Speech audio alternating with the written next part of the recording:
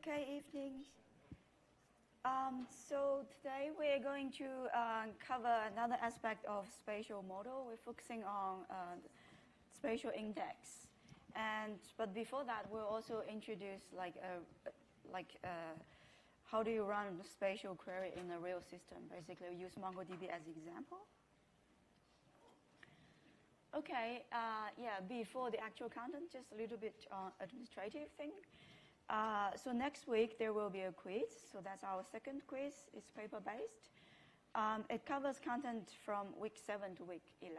So note it's from week 7, not week 6. We're not going to test you on week 6 in the quiz, but the content will be assessed during the final exam.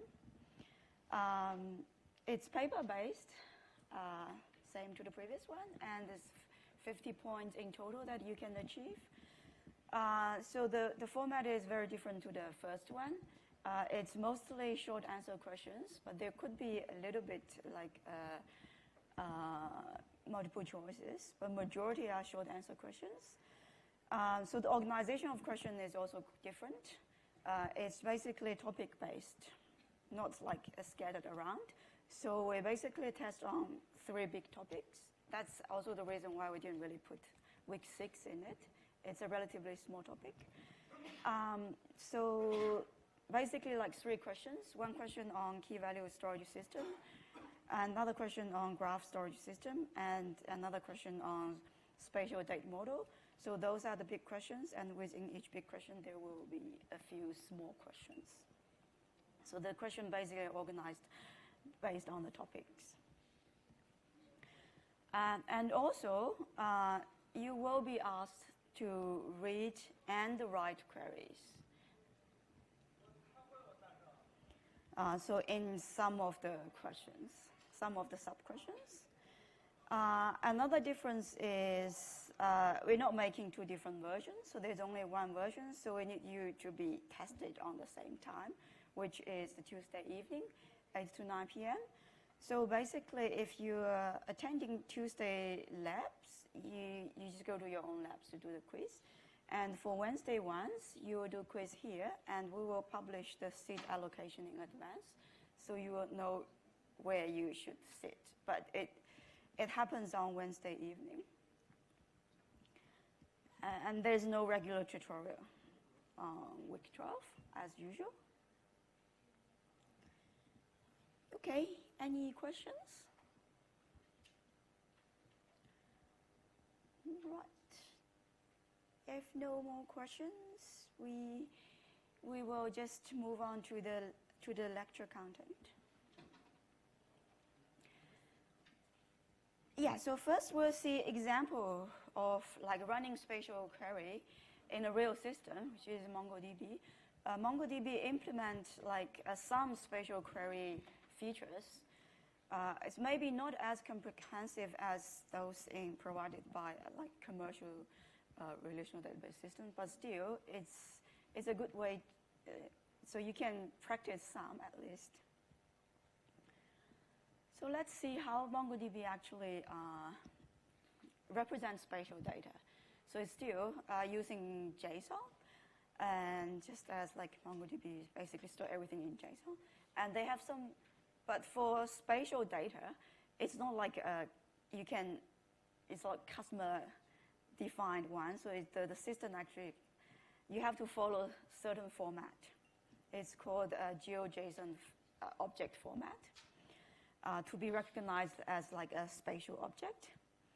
So that's the preferred way. But there's also like a legacy coordinate pairs that you can use, but we're not going to cover that.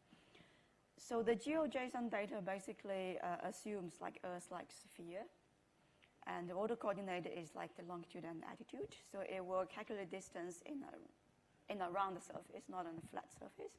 And the legacy coordinate pair basically assumes flat plane. So this is the more popular one that is still like evolving, and this is more or less like kind of a stopped development. GeoJSON object, it's using the JSON format, but in the particular format you have to follow to represent spatial object. including like those various objects as defined in OpenGIS, like a point, line string, polygon, multi-point, or multi-line string, multi-polygon, or like a collection of all the objects. The general format is you have to have a field called type, and there is a group of valid values for this. It's a string value, and it has to be one of the GeoJSON type, like string, line string, or polygon. So there's a like a limited number of values you can put here for the type, and then it's all the coordinates, which defines the actual shape of the spatial object. And they use a particular reference system, basically. And that's how they actually calculate the distance. Okay, let's see some basic example of how to represent point and line string. So point is the simplest one, which is a single point. And the name is point. So you have to declare it as a type point, so we know it's a point. And the coordinate is just a one-dimensional array with like two values, longitude and latitude. And then we can also define like a line of many segments, not just a single straight line, but a line with multiple segments. It's called line string. And again, the type is called line string. And then, because it's it consists of like multiple edges, so the coordinates is basically like a two-dimensional array. And so each element is like a point. It's like a one-dimensional array, like a point. So this is the starting point, and the second point, and third point, and the fourth point. So it depends on. So it can be pretty long. So you can have a very long line string, like not pretty long. It can be a line string with many segments, and basically each point is like indicated like a segment, and it's always connecting to the previous neighboring point. So that's called line string. So this is the open one where the starting point and the ending point is different. But we can have a closed one, just representing like an outline of something. So it's we can call it linear ring, but it's still a type called line string. So it should have at least like 4 coordinate pairs to make it like a closed loop. And the start and end should be the same. So it's something like this. So it's still like a string of line, but it's a closed one. And so the type, it's still called line string. We can, MongoDB understand it as line string, but we can call it like give it a slightly different name to differentiate from the open one. We call it linear ring. So it still has like coordinates, like lots of coordinate pairs. It's a collection of coordinate pairs as two-dimensional arrays. And the difference is the start one and end one is the same, so we close it up. So it's like a closed line string. But it's still like lines. It doesn't represent like a surface or anything. It just represents like outline of something.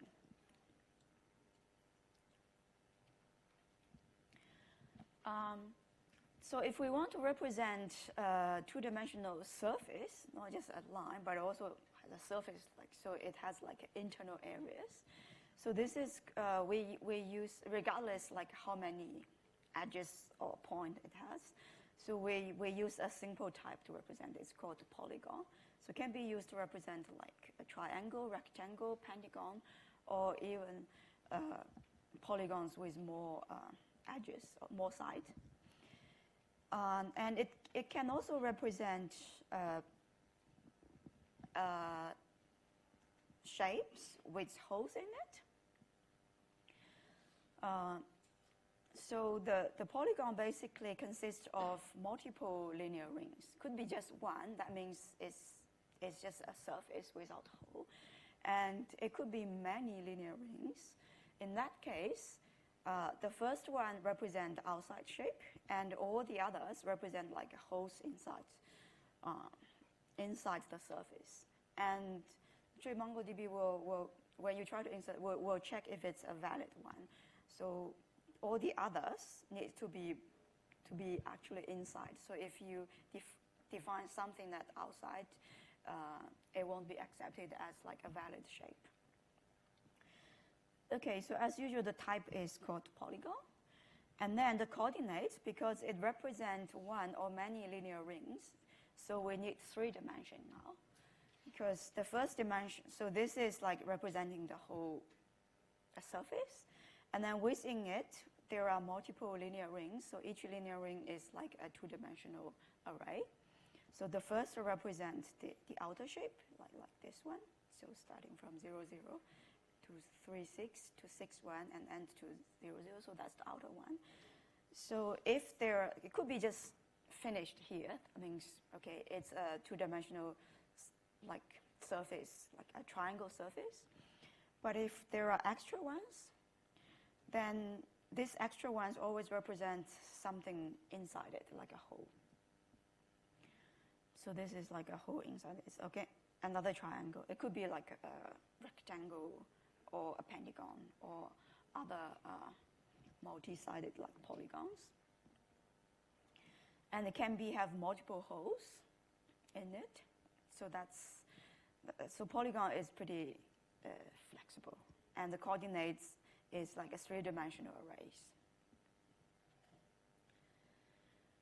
Okay, so this is like something is like kind of connect to each other, but sometimes we might want to model multiple like disjoint objects. So they probably represent like we might want to represent multiple points. So they could represent like different branches of like a bank or something. So each branch has a location, but they all belong to the same like bank. So we can use multi-points or we can use multi-polygon. Again, if we want to represent like multiple shapes, they are not really they are independent, but somehow as a group they represent something. Maybe like all the national parks. So we have multi-point. And for multi-point, again, we need a 2-dimensional array. So it still has type, and so all of this has like 2 fields, type and coordinates. So type is always like a string. And the coordinates is like an array. Depending on the actual type, the array could be 1-dimensional, 2-dimensional, or 3-dimensional. So for multi-point, we need 2-dimensional because now, so each element represents like a point, but they don't really connect to each other. They're just independent point. So if we want to represent multi-polygon, now again, we need, because each polygon is like a 3-dimensional array thing. So for multi-polygon, and then the coordinate looks a bit daunting. It's like a 4-dimensional array. And so the outer dimension represents the multi-polygon. And then each element represents a polygon, which is a 3-dimensional array. So here, we only show like a polygon without a hole. So within it is only one linear rings. And this is also one linear rings. So that's, if we want to model multiple disjoint objects, like of the same shape, the same kind of type. And we can also represent like a collection of objects there of all different kind of shapes. Doesn't have to be all point or polygon. It could be like any shape. So that's called geometry collection. So now the format is slightly different. It still has a type, but now the second field is not like a coordinates. It has to be something represent a shape. So we call it geometries. And within geometry, so this is like, again, it's a collection or array. And within the collection, we can have multiple. Each one is like is like a GeoJSON object with type and coordinates in it. What's this type of the first number? What, sorry? In every point there is one bar followed hyphen. How that is it? You mean this? Minus? Yeah. That's the, This is minus. yeah, it's minus. So in the Earth, like the longitude and latitude, there's minus, right?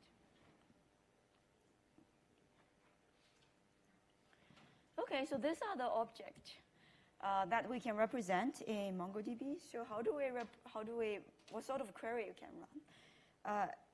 It can run some subset of spatial operational queries, like not everything is a subset, but this most common type of queries you probably want to run.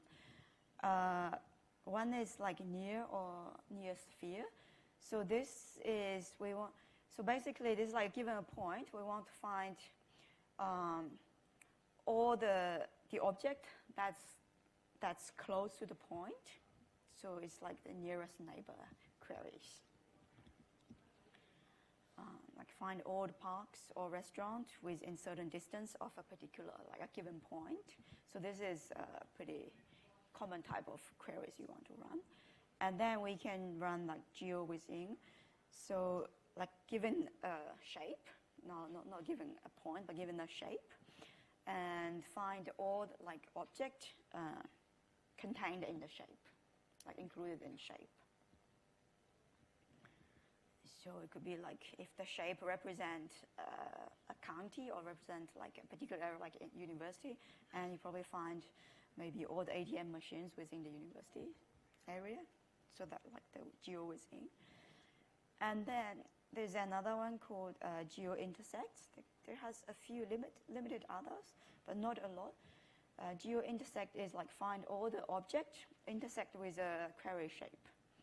So here, when we say intersect, it basically means relation, like a topological relationship, like cover, or like equal, or overlap, or touch. So as long as it's kind of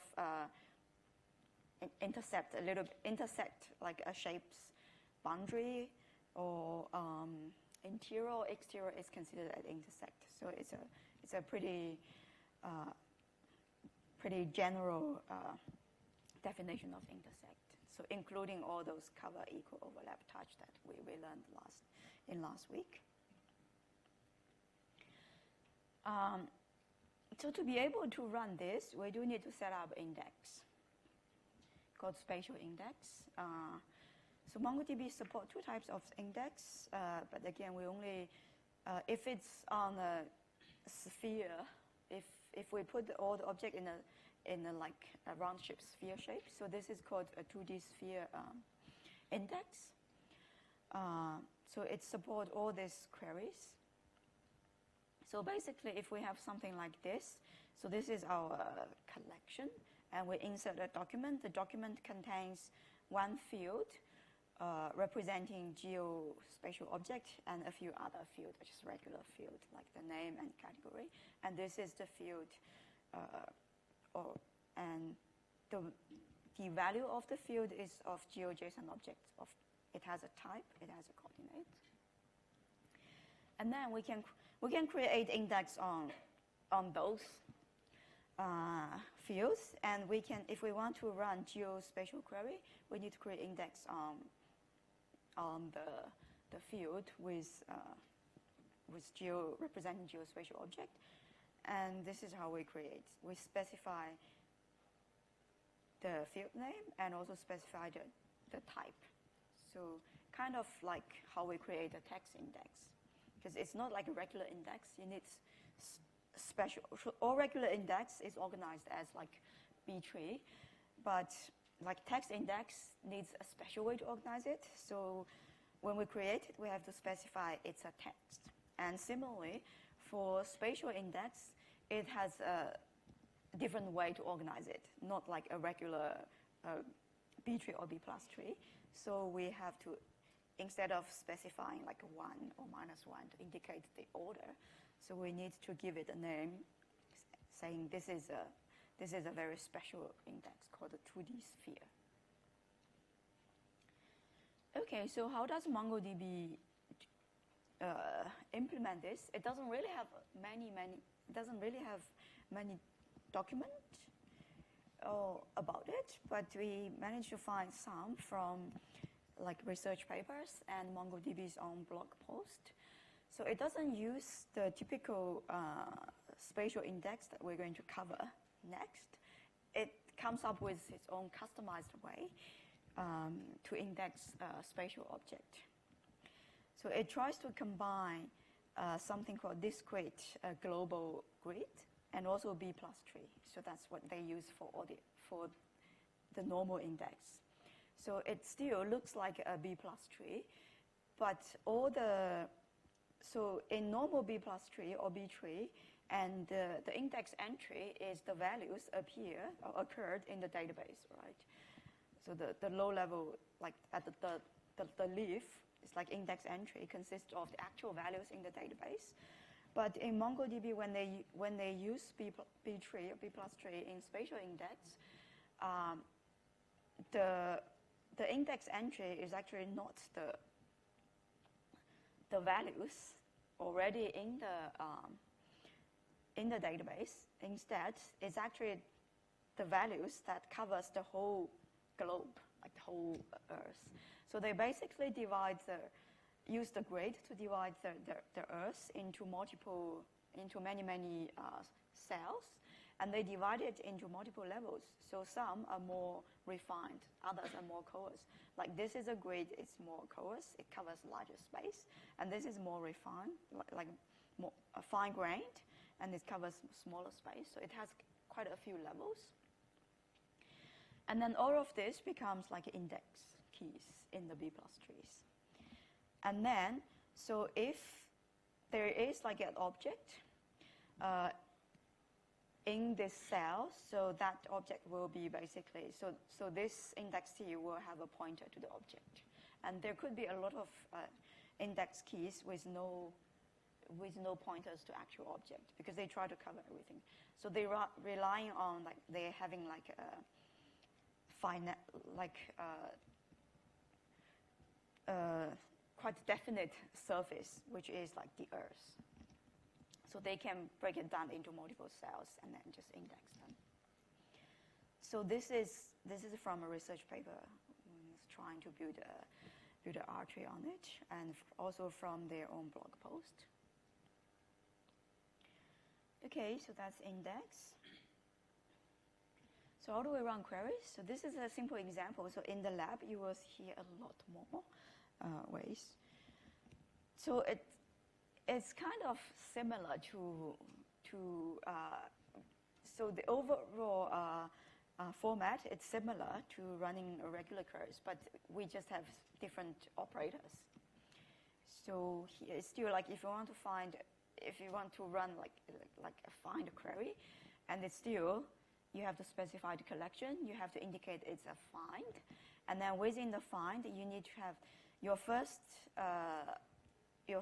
parameter needs to be the condition of your query, and the condition usually it's on the particular field, right? So you have still you specify the field. So here the field is like your field containing the geospatial object, and then the operation is slightly different now.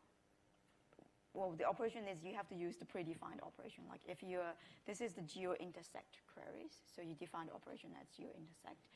And for the geo-intersect, remember, it's like giving a query object, and we want to find all the data that actually intersect with it. So this needs an operand. So this is an operator, and then this needs an operand. The operand needs to be an object. So we declare it as a geometry. So this will basically indicate we are now defining a geospatial object. And then this is a polygon. So this is a typical geospatial GeoJSON object. So there's a polygon and with the coordinate like this. So it's like this. So if these are all the objects in the database, in the collection of the places, and that's all the object represented by the log field. And if we run a query or geo-intersects query, and then giving a query object, query rectangle, and then basically all the object that kind of touches it,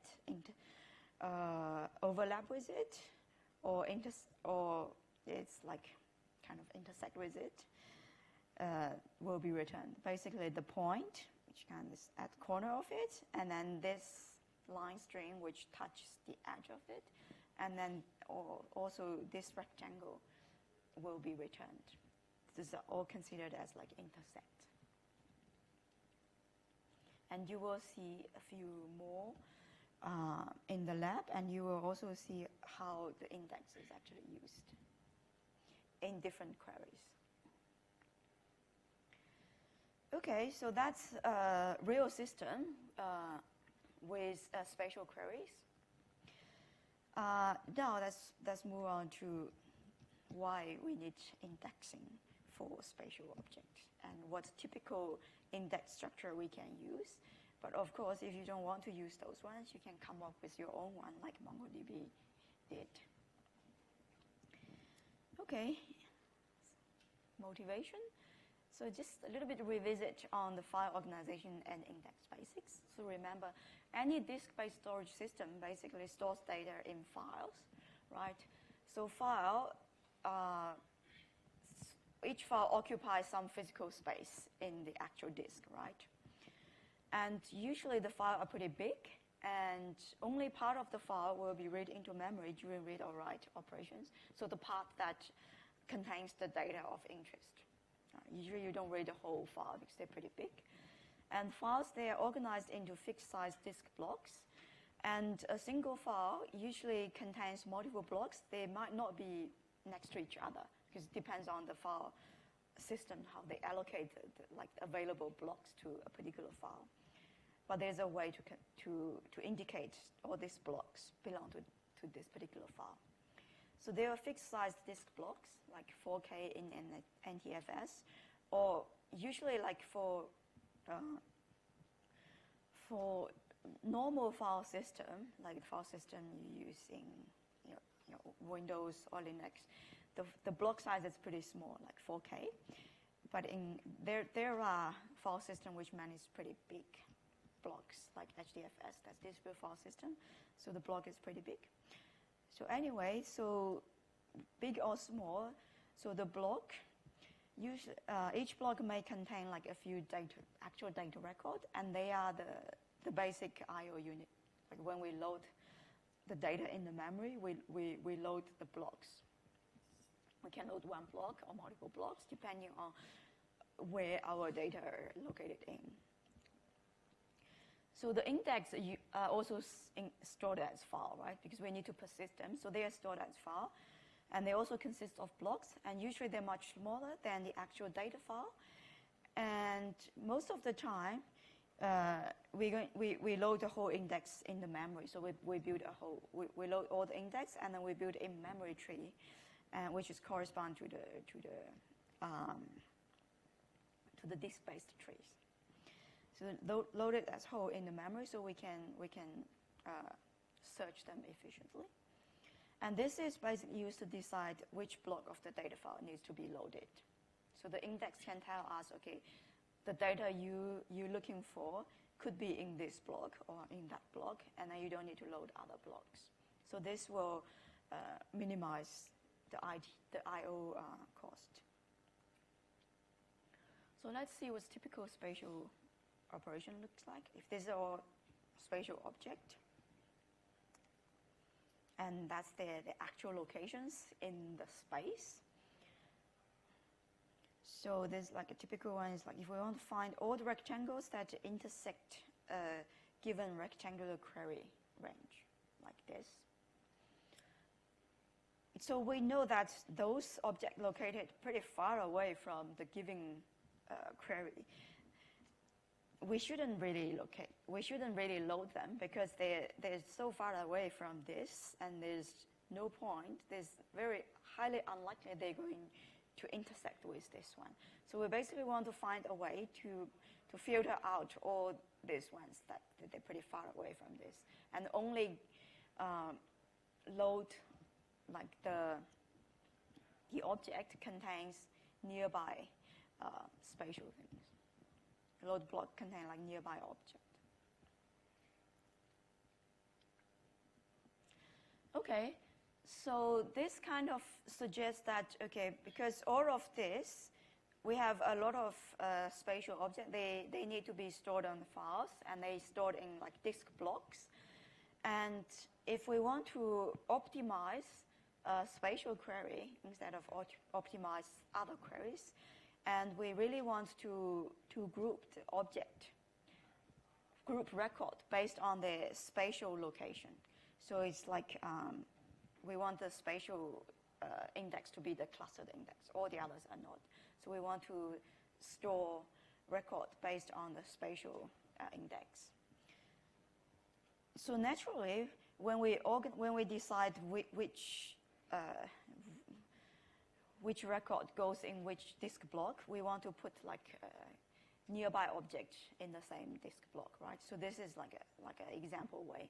So we put maybe all these three objects in one disk block, and this four object in one block, and this four and this four and this four in one block. So we make sure like nearby objects are saved in the same block.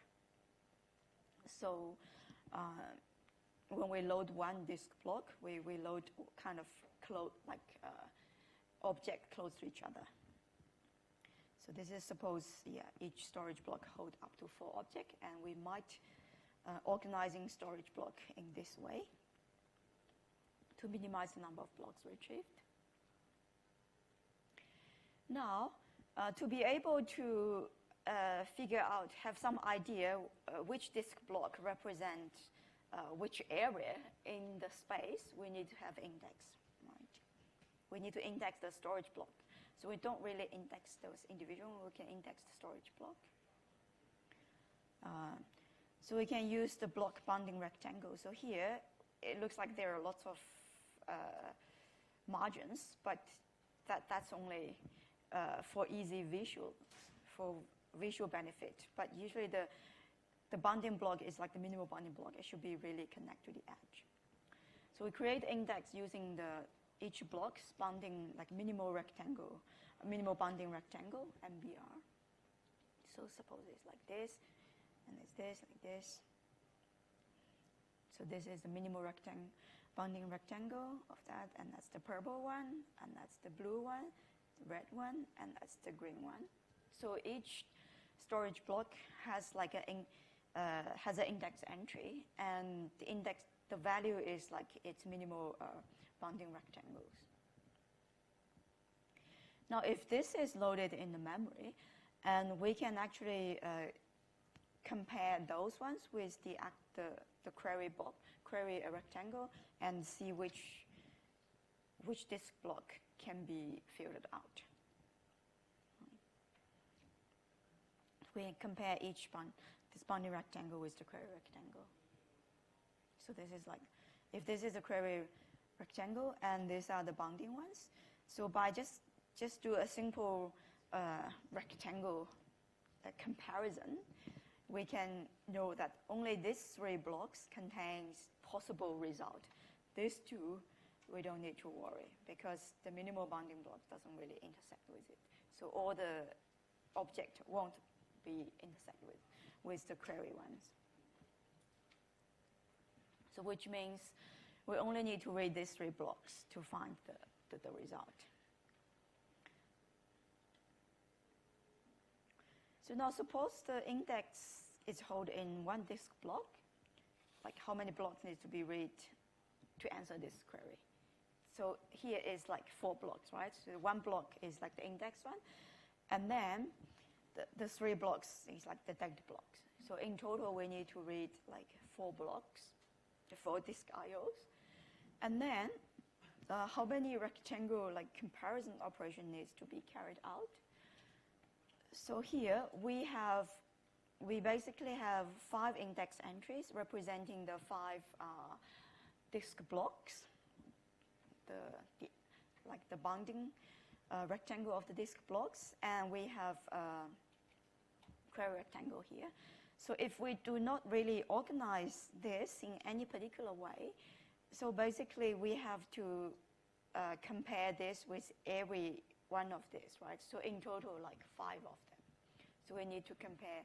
We need to have like 5 rectangle comparison operation to decide, okay, these 3 are the intersecting ones and these 2 are not. So if there are 10, we need to do 10. So obviously, you know, it seems not very efficient. So this one needs to compare with every single index entries. And that's why we need to organize the index in some way so that we don't need to compare. We can skip some comparisons. Yeah, so the two issue here is space segmenting and index organizing structure. We do know that if we don't organize in any structure, so if we just randomly put index entry as like a list, and then we need to, so it doesn't really matter what sort of operation or how big the query rectangle is. We always need to run that many of comparison operation, which is the number of index entries. So we want a more efficient way to organize the index to make sure we don't always need to go through scan the whole index list. And the other is space segmenting. So our current space segmenting is kind of okay. It helps us to eliminate 2 disk blocks. We don't need to read. So we can make even better one, or we can do a worse one. Like here, there's an example of a worse one. So if we basically segment space like this, it looks similar to the other one, but we somehow slightly like moving the object around in different blocks. And this is quite inefficient because now this way, basically, the query rectangle intersect with everyone. So it's even worse than without index because we still have to load all the disk blocks. But in addition, we have the index search cost. We basically have to load the index, and we have to run all these rectangle comparisons. So if we organize space in this way, so we are not getting any benefit from having index. We're actually getting worse because we have extra indexing cost. So the number of blocks to be read is like in total 6. So the index block and all the 5 data blocks. And the comparison is still 5 of them. It's kind of inefficient. So the space segmenting method is if we organize if the segmenting method is more efficient, it's basically making having less overlapping of the bounding block, the bounding rectangles, and then we can have smaller disk I/O. So basically, the goal is to minimize the block I/O. So we want to have a good segmenting method, so we can always pinpoint to a very small subset of the blocks. And index organizing structure is we try to minimize the index operation. So here the index operation is to compare two rectangles, see if they intersect with each other. So we want to have a nice structure, so we know that like maybe after we've compared. So if we can sort it in some way, like from big to small or small to big, and then we might go up to some point, and then we know, okay, we don't need to go further. So that's like theoretically we want to be able to do that. So all the spatial index basically will have these 2 things. It will have a way to segment the space, and will have a way to organize the index. And they all have different ways. So each each particular index structure will have its own way of doing the segmenting and also doing the organizing the index index entries. Okay, now let's see. So similar to normal index. So normal index actually has two typical structure, even though we only use the tree structure. There's hash structure and tree structure that can be built on normal index, like index, like a regular data type, like a number or a string type. So this can be, we can build a hash index, we can build a tree-based index. Even though most of the time you build like a tree-based index. That's the default one. If you don't say anything, usually the index build is the tree-based. But there are hash-based. So for spatial index, we also have the hash structure and the tree structure.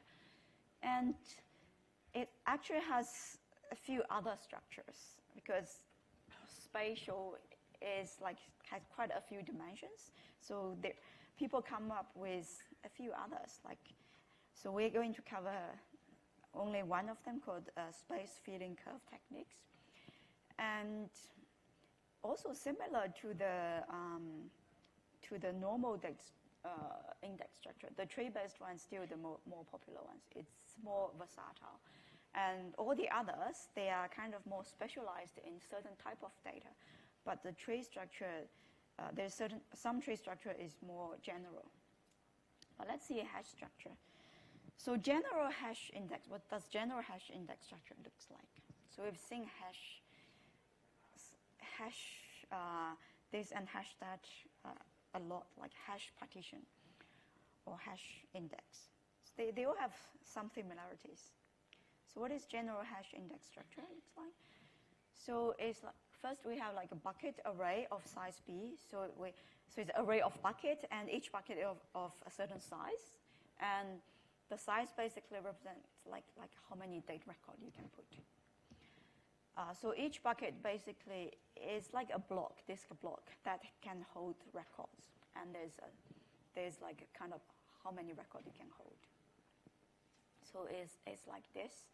So this is the block. I suppose each block probably can hold only 2 records, and this is like a bucket, and this is the array, and here the array has 4 elements.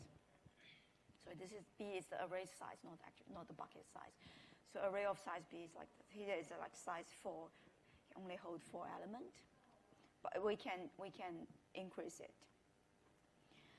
So if we have a table with record, keys are like letters A through F, and then we need a hash function that will map from A to F value to 0 to 3, because each bucket has like a index now, or ID, and the ID is from 0 to 3 if the size is 4.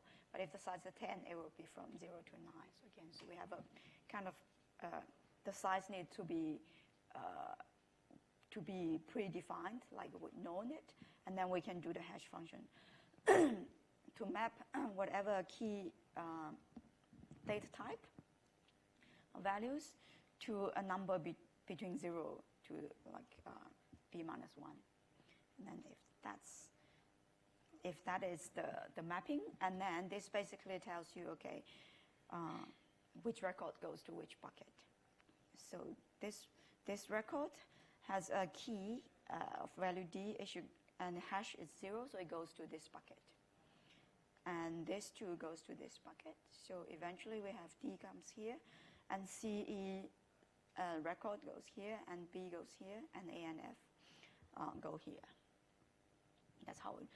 And query is simple. For point, query is pretty simple. It's like constant cost, because we only need point query on the key. Basically, we only need to run the hash function on the key, and then if we want to find the key like A, so we run the hash function, and it says, okay, it give us like a value 3. So basically, this tells us, okay, this block contains the data. You only need to load this block. So it's always a constant cost. But it doesn't really do range query because all of the data are scattered in different blocks, not in any particular order. Like if you want to find a record between A and E, and there's no way you can use a hash index efficiently because it's basically scattered there, and you don't even know which value is in the database contains. So we can't really use this for range query. This is pretty good for point query. Like if you know you're going to run a lot of point queries on this particular attribute, so you can build a hash index on it. Otherwise, just build like a normal index.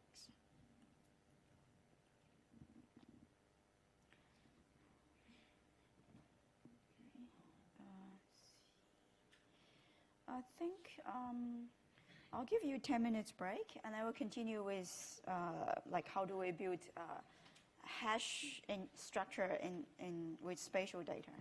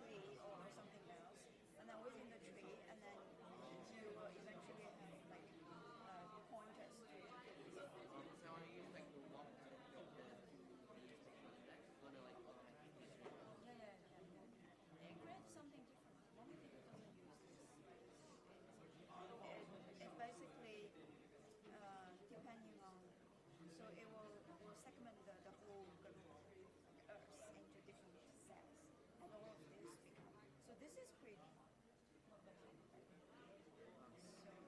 So, but it's just when you call that, when So you you don't have to call do this, yeah, it will do. This is like one block. yeah, okay. So if you do queries, it's just gonna look like this block is gonna be just 6 blocks. Yeah, yeah. So this is all for you. So MongoDB will decide I'm going to this big. So all different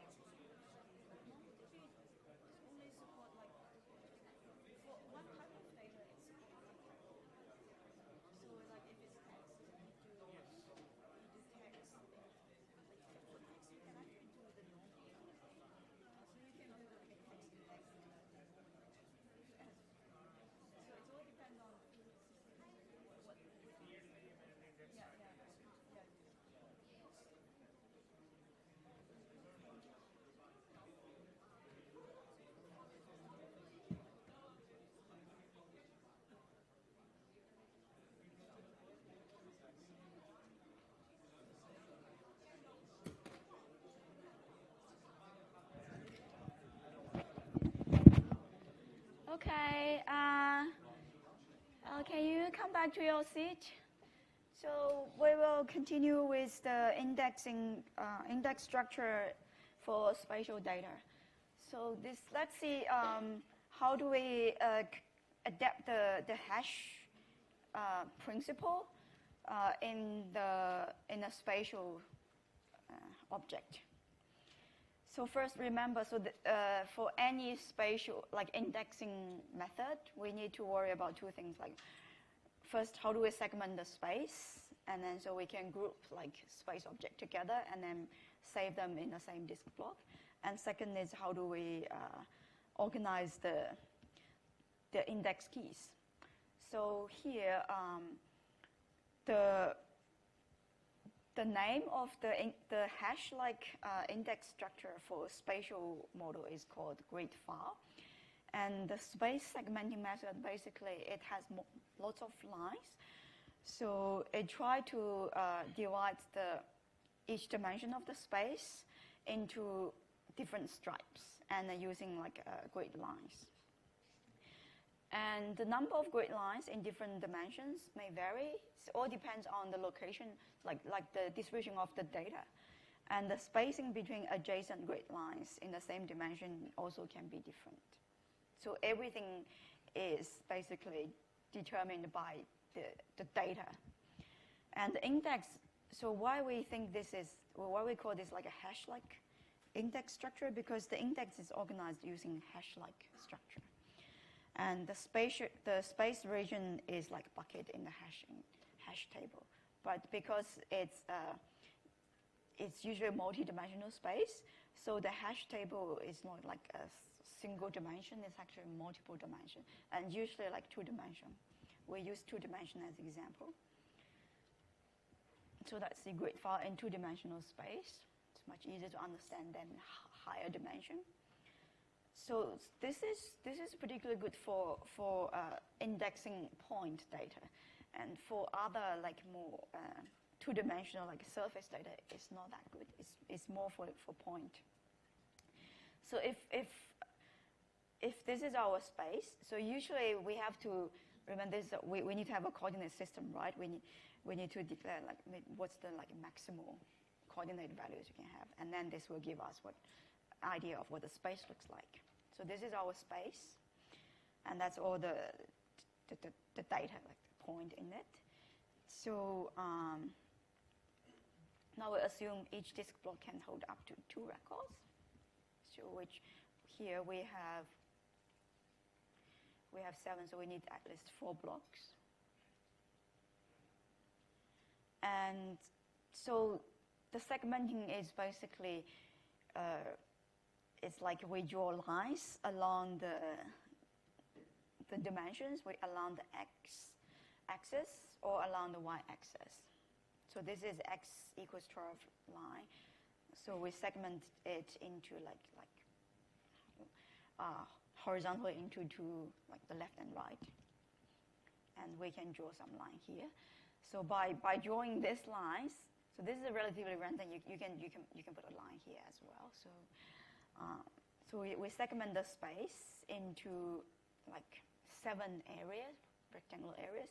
Each area contains at most like 2 records. So that will become our like bucket or blocks. And we do have empty ones, that's all right. So the bucket array is like this. So this is 2-dimensional. So this is a 2-dimensional array. So this represents the x dimension. This represents the y dimension. And we have 2 values in x dimension because we only have 1 lines, and then this.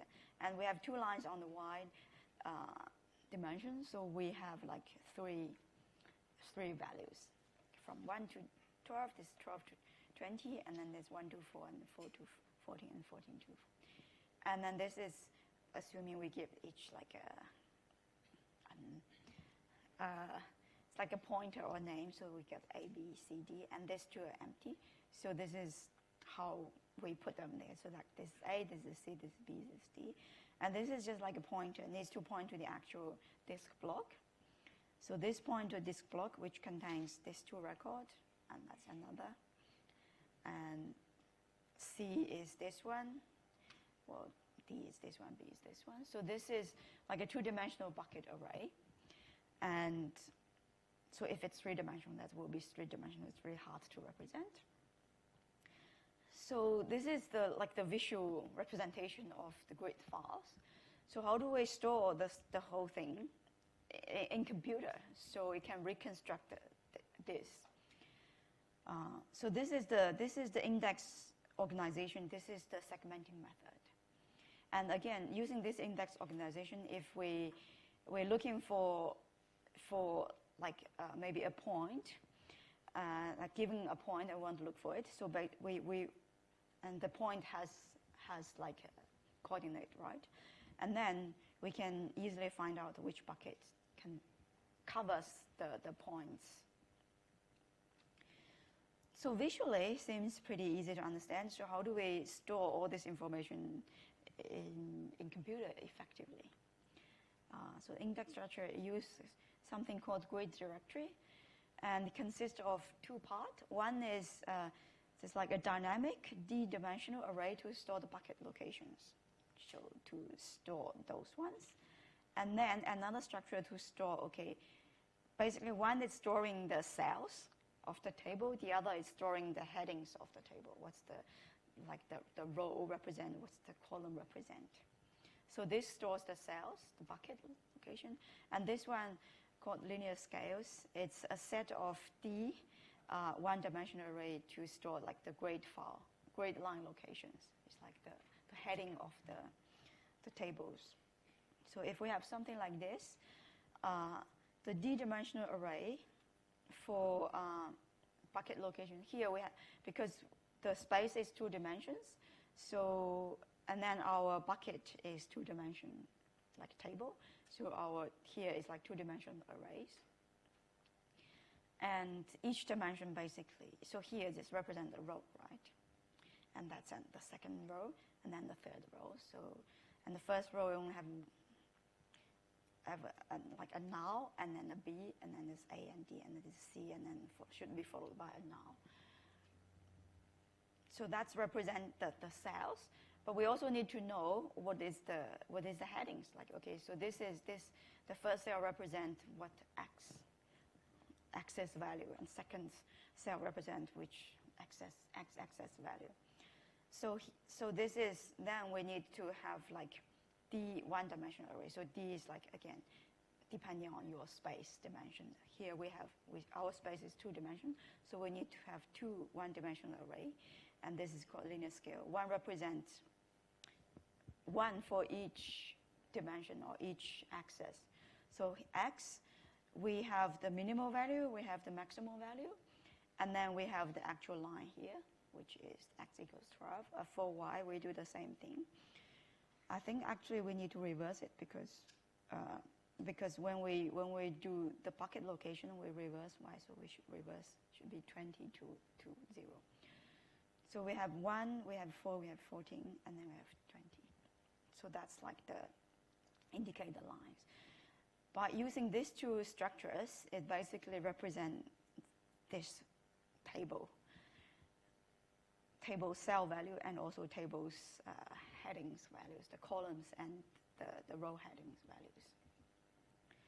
So how do we do the point query? How do we use this to run different queries? So point query is relatively simple, right? If we want to look up a specific point, so the point may be in the data, maybe not in the data.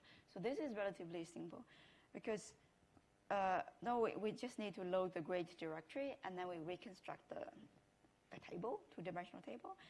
And then for a specific point, it always has the coordinate, right? By comparing the coordinate with like the x value and y value, and we know which bucket it should be in. And then we only need to load that, to load basically the block representing by the bucket.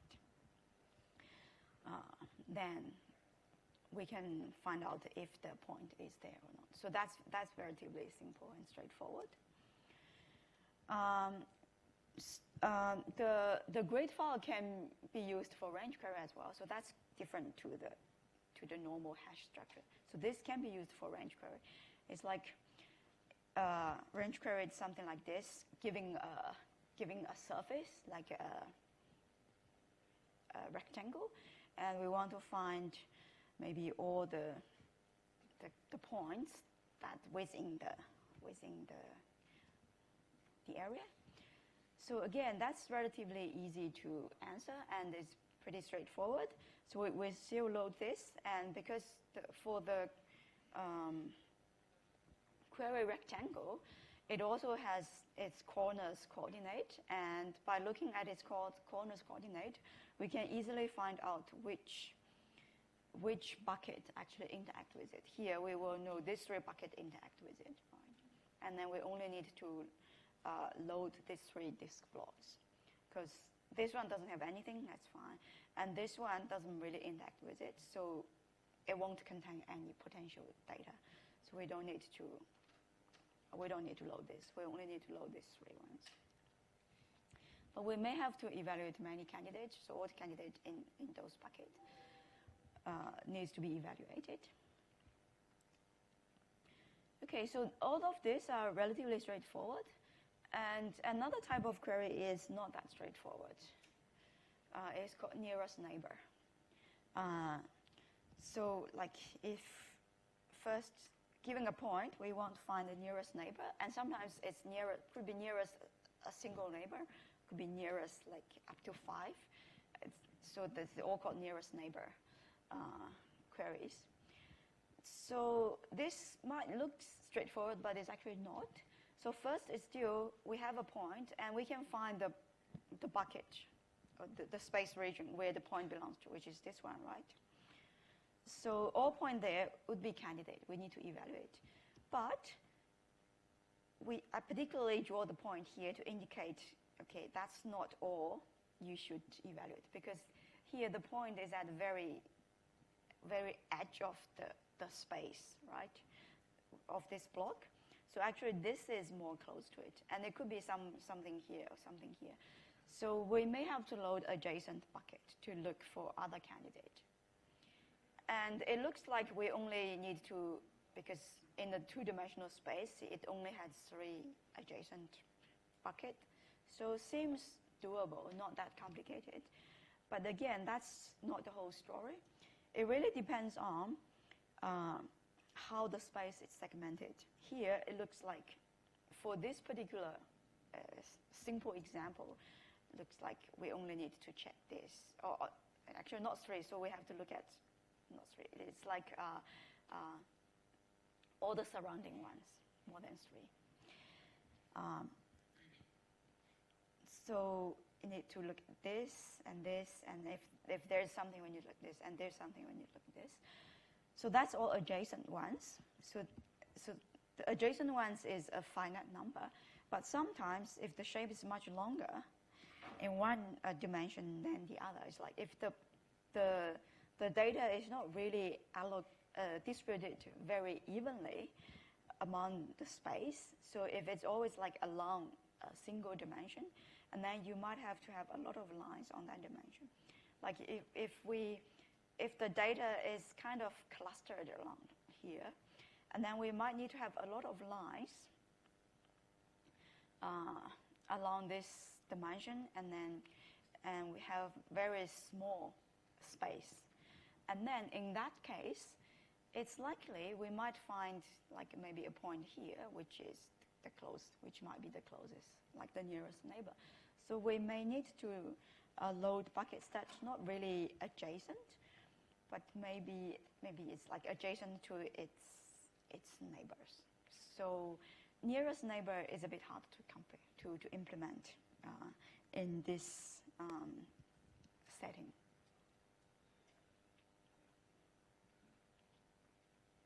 Okay, now let's see.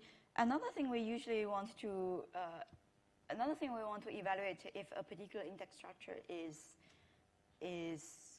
good or not, if it is how the index need to be updated when the data is updated, like when there's new data added in, or when we're going to remove the data, or if we change the value of the data.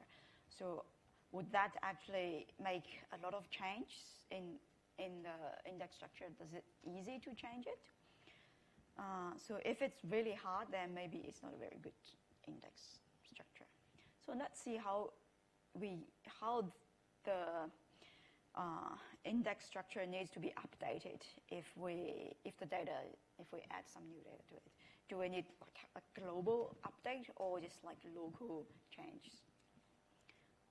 So first, like if we add a new point here, so first still is find like what the bucket the new point belongs to, and if the bucket is not full, and you can add it to it, and then you don't need to change anything. That's the easiest case. But if there is no room, we might add like overflow block to the bucket. Sometimes we can have one bucket pointing to multiple blocks. That's fine, but you don't want it to point to too many blocks, because that means you need to load that. You always need to load like 2 blocks for one bucket. So we can do that. Another is we can reorganize, so that will not really change the index structure. You just add a link, a pointer. Or we can reorganize the structure by adding or removing the grid lines, like this. So we're not really changing the total number of bucket.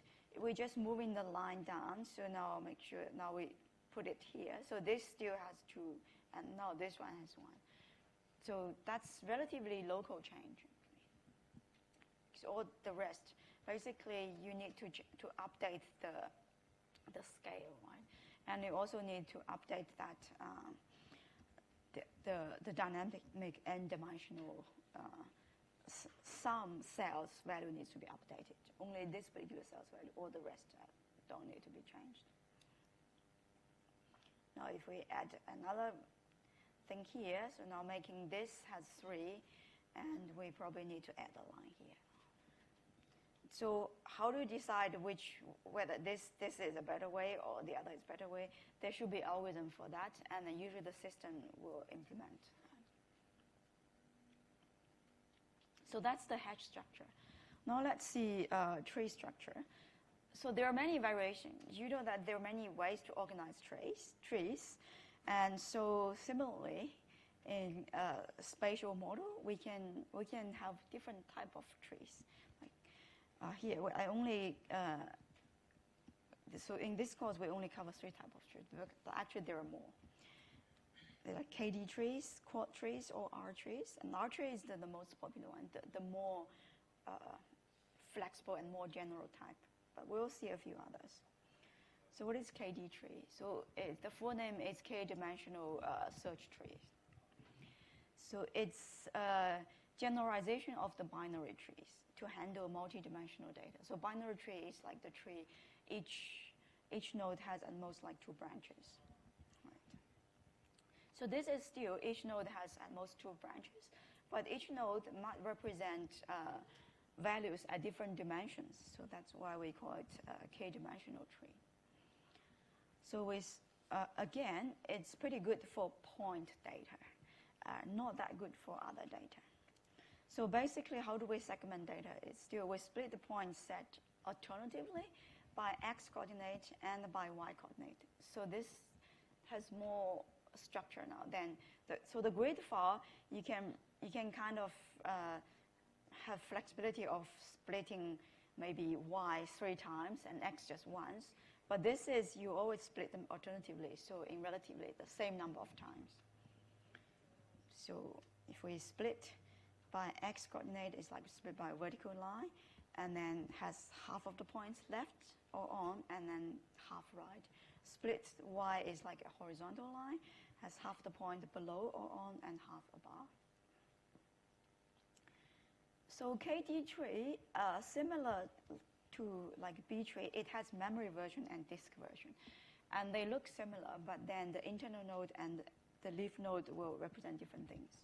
So KD tree also has the memory version and the disk version.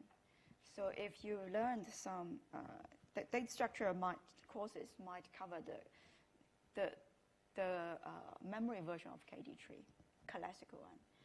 So in this version, all the tree nodes, they are actually point in the data set. So it helps us to traverse the point. So each node is actually an actual point. And there's a predefined order of which dimension to use.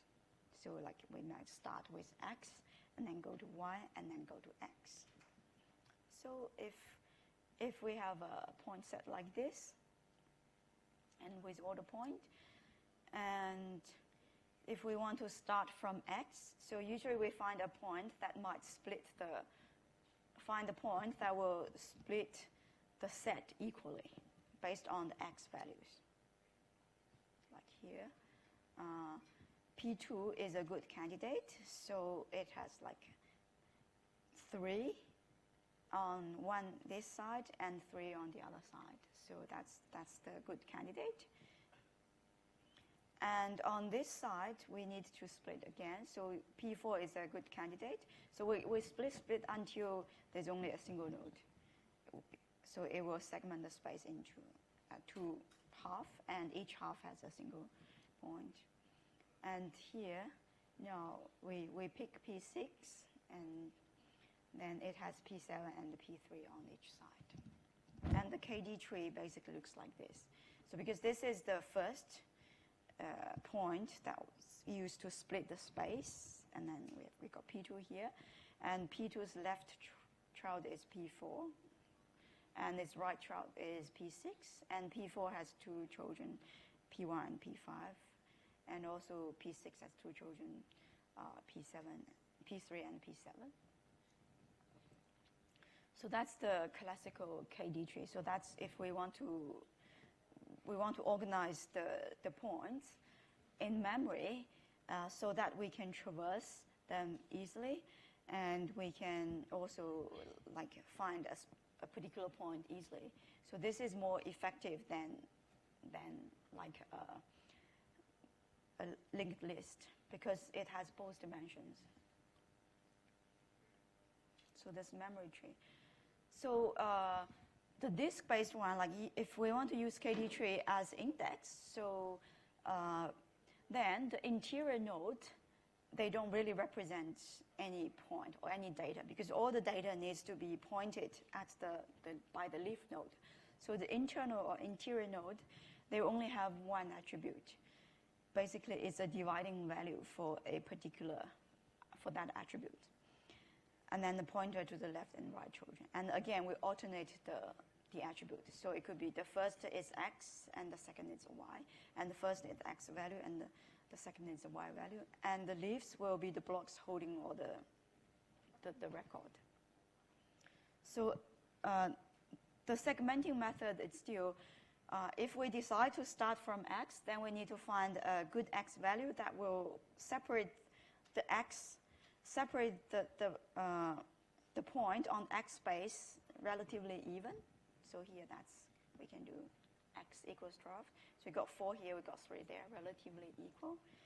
And next we need to segment by y on each subspace, segment by y. So that's the first, like the root node is the x attribute, the value is 12.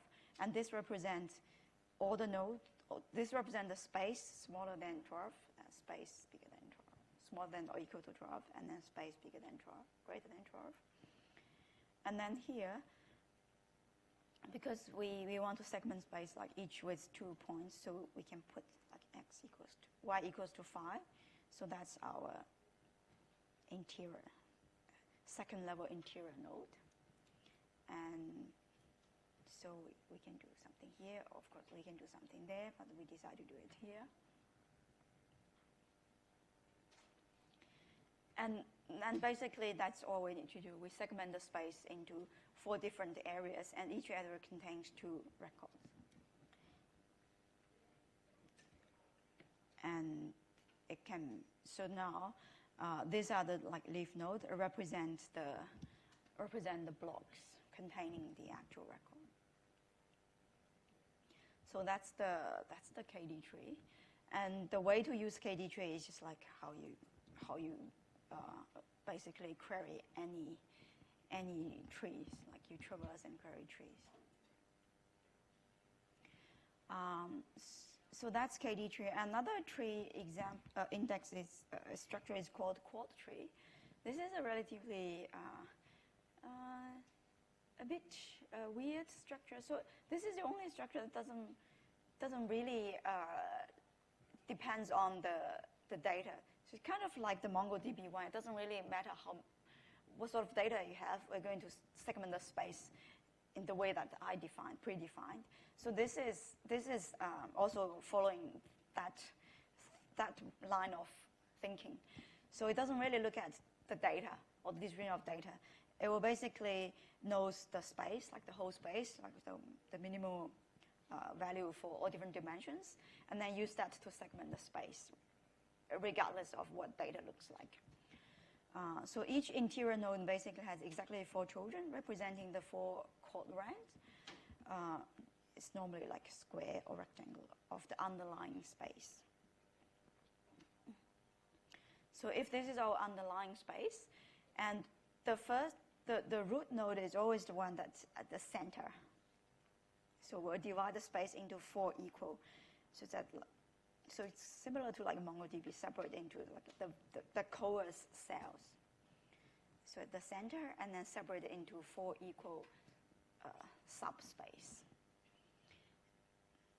And then so that becomes the root, and the root has 4 children, and you can order it in whatever way you like, but you always need to follow that way. So if we go from northwest, and then northeast, and then southwest and southeast, so these are the 4 children. So every subsequent one should go in the same way. And northwest doesn't have anything, so it's like should point to like a neo. And northeast has 2. So that's already good enough. It's still, it will look at data for further segment, but it always will segment the data based from the center point. So this one doesn't need further segment. Southwest is a block space containing 3, and so we need to further divide it. Again, we find the center of it. Okay, southeast is all right. That's the leaf. So we can find the center of this, further divide it into 4. And then we add the internal node here, and it got 4 children, and only these 2 children has like data, and all the others are like have no data. So this seems relatively simple, but really, if the data is not distributed very evenly in the space, and your tree is not really balanced.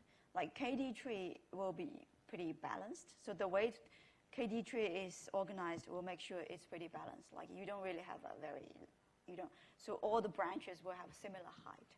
But this one is, you can't guarantee that. So if there are so many data actually in this area, you might have a very long branch along here. So that's not very. It's a method, but the method really relying a lot on how well the data is distributed. So if the data is distributed very evenly, and then the tree is pretty okay, it's very balanced, and because it doesn't, and it's not as tall as the k-dimensional tree, because each node has 4 children, while the other one is each node only has 2 children. So in that sense, your index traversal might be more efficient. But if the data is not very evenly distributed, then the query cost is kind of unpredictable. If you happen to land up on a very short branch, and then you can get the result pretty quickly. If you happen to land a very long branch, and then the latency will be much longer. Okay, now let's see R tree, which is actually the most commonly used one, because it's based on B plus tree, which is the most common index structure in the database. So R tree is kind of based on B plus trees. So it's also pretty general, can handle all sorts of queries. But except that it represents data in two-dimensional regions. So the actual values or the node represent slightly different things, even though it's organized as a B+ tree. So the difference to the B+ tree is the keys, they are minimal bounding rectangle regions. So it's not the actual data, but the minimal bounding rectangles. And all the interior node representing the MBR of its children. So all the interior node also represent like MBRs. And the leaf node represents like a number of MBRs of the spatial object in the database. So leaf node still represents like the actual objects, MBRs. And another thing that makes it very different to B+ tree is the MBRs of different nodes may overlap. So it's not like partitioning the space in non-overlapping space. So this partition, so far, all the structures we've seen it's like partition the space in non-overlapping regions, right? But R tree is different. So its partition actually has overlapping. And sometimes like the one MBR may be covered, like totally covered by multiple upper level MBRs. But in that case, we still associate with only one. Well, let's see example what it means. So R tree example, so if this is, these are all the actual data. And this is the actual data, this is the MBR of the data. So we usually use MBR to represent the data. That's much simpler. And now if we have something like this, so R tree will still try to group the, so this we assume that the spatial object is not just point. It contains actually like object with surface. So R tree index still trying to segment the space by grouping object together. So we might do some, because these three seems pretty close to each other. So assuming each node can have like up to 3. So we do this like bottom up merging. So we group these 3 together, and we group these 2 together.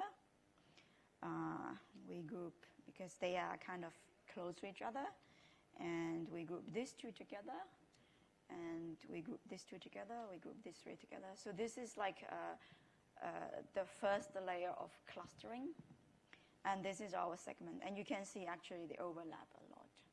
So these 2 objects actually being covered by this and by this. So that will be like one level of grouping. And then because we still have quite a lot of MBRs, it can't be represented by a single node, so we need to further group them. So we might decide, okay, I want to put these 3 into one group, and that becomes R1. And these 2 in one group, that becomes R2. Now we only end up with 2 things, and that's good enough, because 2 things can be fit in a single node. So we don't need to further group them together. So this is like, we have the lower level is all the objects MBR, and then we group them by up to 3 in a group. So that's one level, and then we further group them. That's another level. So this can be represented as a tree. So something like this. At the top level, we have R1 and R2, right? R1 and R2 representing some space, but they're overlapping.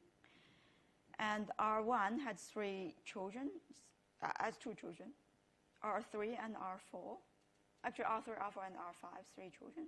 So R3, R4, and R5. And R2 has 2 children, R6 and R7. So which is this, R6 and R7. And then R3, R4, R5, each has its own children, right? And this one, these 2, they're covered by both R3's region and R4's region, but we decided it should belong to R3, so it goes to. So it's like here, these two. It's pointed by R3, and R4 point to R11 and R12, and then. So this is what we call R tree. So each node represent some MBRs, and then it's the MBR of its children. So basically, how we construct this is doing like a bottom-up hierarchical clustering. I just keep merging.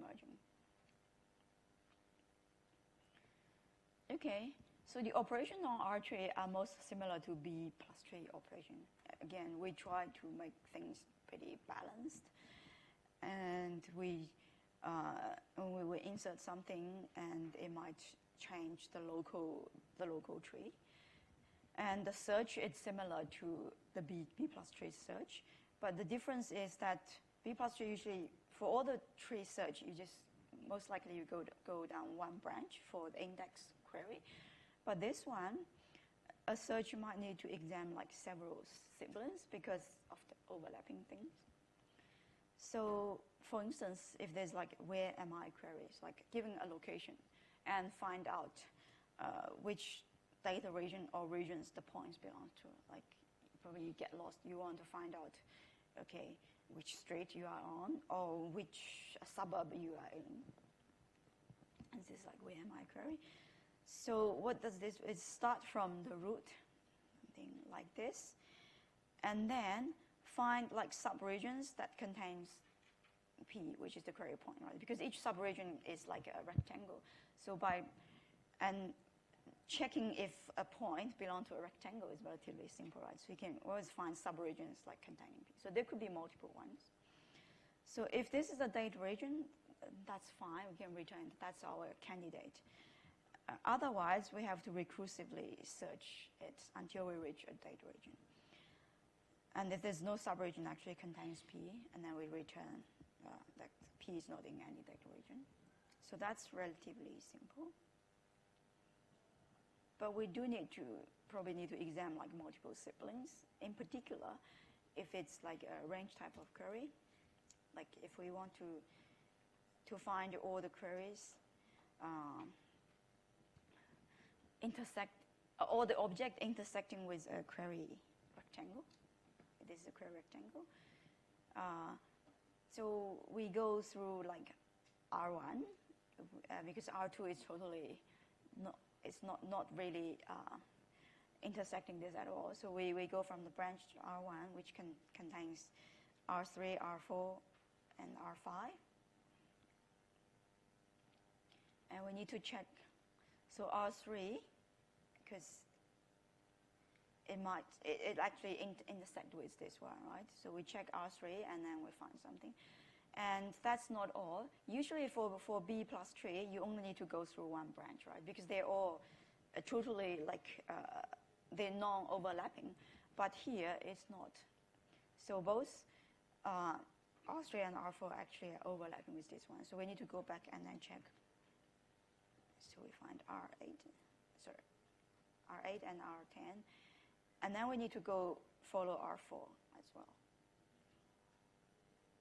And then find something else. So R5, it's all right. It doesn't really intersect with it. So when we arrive at a particular node, we probably need to follow a few branches, not just a single one, because of the overlapping nature. So again, what happens if we have new data? How do we expand or split regions? So this is, again, theoretically what should we do. And to implement this, you need a complicated algorithm actually to work out what is the best group to put this or that. So there are certain algorithms. So the regions might be expanded or split during data insertion. So the objective is what we want to minimize the covered area of the containing region. So like this region, we don't want to have lots of empty space. We want this to be pretty like close together. So like if we have R20, and then we find, okay, R20 seems pretty close to this one, so it's relatively simple. We can just add it to R6, and R6 becomes something like this, because it's not close to R7. So that's like a natural selection. Now, if we add something else, like R21 here, now, because each region can only contain up to 3, because that's what the tree nodes indicate, can have only up to 3 regions. So we need to do some split. So how do we split? Again, this is just illustrate we need to split, but whether this is the better way or there's some other way, that's some algorithm needs to actually determine. So we can do something like this, and then create a structure. Update once we do the split or expanding, so we do need to update the local tree branch, but it doesn't really affect the rest. So now call this R22, and this is still called R6. So R6 now have 16 and 20, and 22 has R15. And so R7 still point here. So when we do this, it does have some local updates, but it's pretty okay. It doesn't really have any global impact.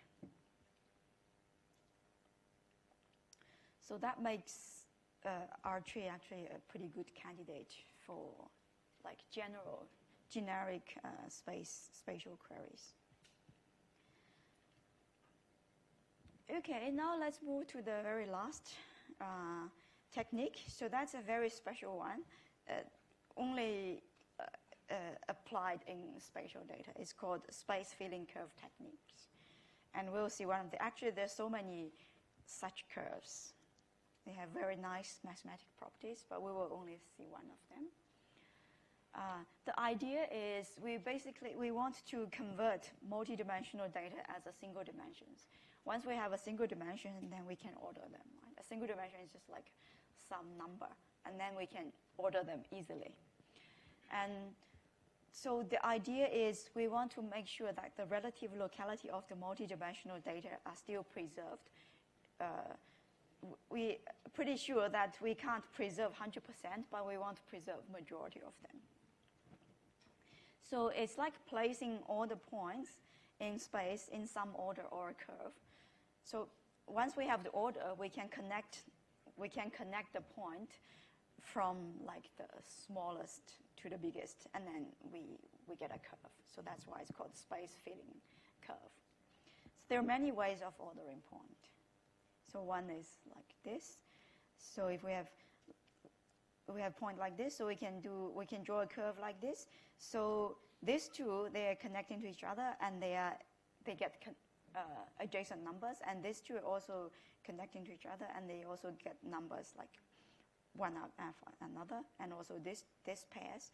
But these two pairs, they are connected to each other. The number, now it's not that close. So if this is 0, 1, 2, 3, so these two are connected to each other, but now the number in difference is 0 and 3. But here is 0 to 1, and 1 to 2, and 2 to 3. So we preserve majority, but there's always a certain place where it's the order is not kind of like correct. And this is, so usually it's organized like you're starting from small and then to a bigger one and then to a bigger one, always following certain orders. Like, so this is like if we have 4 points, if we have 16 points, and we still want to follow the certain order, like we go from here to here to here, and then we have to change the orientation in the smaller block to make sure we can still connect. So now this change like this, and then ensure that we can still go from, at the outer range, we still go from here to here to here to here. And then we can keep expanding it to much bigger space. So this is called Hilbert's curve. And it's this way. And basically then you can decide some other way, like if we want to go like this, or this is actually called, okay. This is called Z-order curve. So instead of going like this, we want to go like this. A Z-order curve actually is much easier to understand than this, because within each smaller region, it always follows the same order. Not like the Hilbert curve. You basically have to flip things to make sure we can connect to the neighboring ones. But this is always the same. It's always like Z order. And so how do we, if we're following a Z order curves, how do we actually work out the number? So we know this is 0, this is 1, this is 2, this is 3. So how do we work out, like at a random point somewhere here, what is the number? There should be an easy way to work out. Otherwise, it's too complicated. If you just have to draw the line to work out, it's too complicated. So for each curve that is proposed, there's always like an algorithm or formula for you to work out random numbers, the order, like random numbers value or order. So the Z-order curve has a very simple way of working out the value of the point, and which indicates its order in the curve. This is called something called Morton code, or Morton order, or Morton code. So the computing this is relatively simple. First, but the restriction is, so all the coordinate has to be of integer values, and then we convert the coordinate value into binaries, and then we interleave the binary representation, and that becomes the actual Z value, which represents the order. So for instance, if we have a point with the coordinate 2 and 4, when x is 2, y is 4, and we can convert it to the binary. So how many bits we use for binary depending on the largest, the maximum value of your axis and y-axis can take. So you want to have this enough bits to be able to convert the largest number. So here, assuming we use 4-bit, and this is a binary version of 2, right? So 0, 0, 1, 0, that's 2. And this is the binary version of 4, 0, 1, 0, 0. And so to work out this point's order or value in the curve, we basically just interleaving the x and the y. So get x first number and get y's first number, and then get x first number here and get y's first number. So when we do interleaving, we get another binary representation. We can work out its decimal value, which is 24.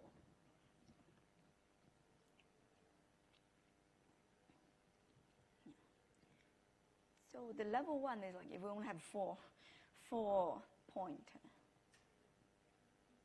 So, and its coordinate is 0, 1, 0, 0, 1, 1, and 1, 0. And then how do we work? So 4 points in a two-dimensional space. And basically, again, we just convert this into the binary representation, now assuming we use 2-bit. So that's 0, 0, 0, 0, and the z value is 0, right? So 0. And for the 0, 1, so it's 0, 0, and 0, 1. And when we do the interleaving, so the black means the x value, the red means the y value, and so we got a black and a red, a black and red. So that's 1. And this is 2, and this is 3. So we get 0, and then 1, and then 2 and 3. So corresponding value is like this. So the corresponding curve is like this. So it's like a rotated z value. It's like n. And if there are more, basically you do the same thing, and then this curve will just continue. Will look like the initial curve I showed before. So for this simple one again, so these 3, they are pretty close to. So this pair is pretty close to each other. This pair is pretty close to each other. and this pair is close to each other, but not really this. Right? So there's always some pairs. They're supposed to be close, but the order is not. But that's the nature of this. Now let's see example of Z values. The left part shows a map with spatial object ABC. So we kind of enlarge it. So this is a point, not actually a square. It's a point. This is a line. This is a square of unit square, and this is a point. So the right part and the left part shows like this shows the Z value is A, B, and C. So A's actual point is here. The X and the Y is, X is 0, Y is 3, which is 1, 1. And when we do the interleaving, we got the Z value 5. So that's Z value 5. And C is this. The first point is X is 0, 1, Y is 0, 0, right? Which is 1 and 0. And when we do interleaving, its Z value is 2. And its next point is, so the X value is 2, which is 1, 0. And Y is still, because it's a line horizontal to the X-axis. So it's still 0. And when we do the interleaving, we get a number 8. So that's example showing they kind of, they are actually right next to each other. But in this case, when we do the Z value, they're kind of different. And this is actually the actual curve. So this, the curve visits the first point here, like 0, 1, 2, and then it goes to visit all the others, and then it comes back here. So we end up with 2 and 8 here. Now for B, it's a rectangle with 4 points. And the 4 points, they happen to have actually quite close to each other values. So we have 2, 2, which is this one, and then it's end up with 12, 1, 1, 11. So 1, 1, 0, 0, so that's 12. And then this one is 2 and 3. It's end up as 13. And this one is 3 and 2, right? So X is 3 and Y is 2. So when we do the interleaving, end up with 14, and this end up with 15. So they are kind of pretty close to each other. And this is the order it's get visited.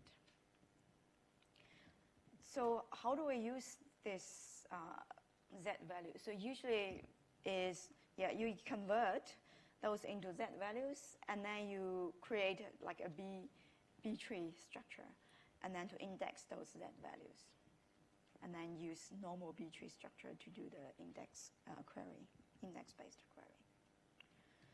Okay, that's all for this week. So the lab is about MongoDB query and get familiar with different index structures.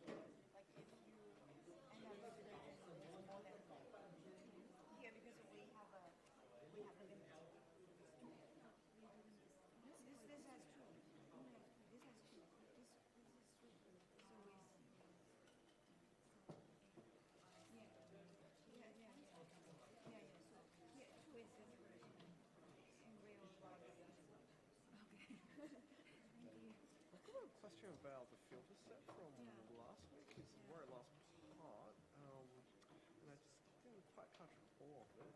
Do you know where we can find more resources on this? Is it from? Oh, it's from that book. I think if you check it's from this book.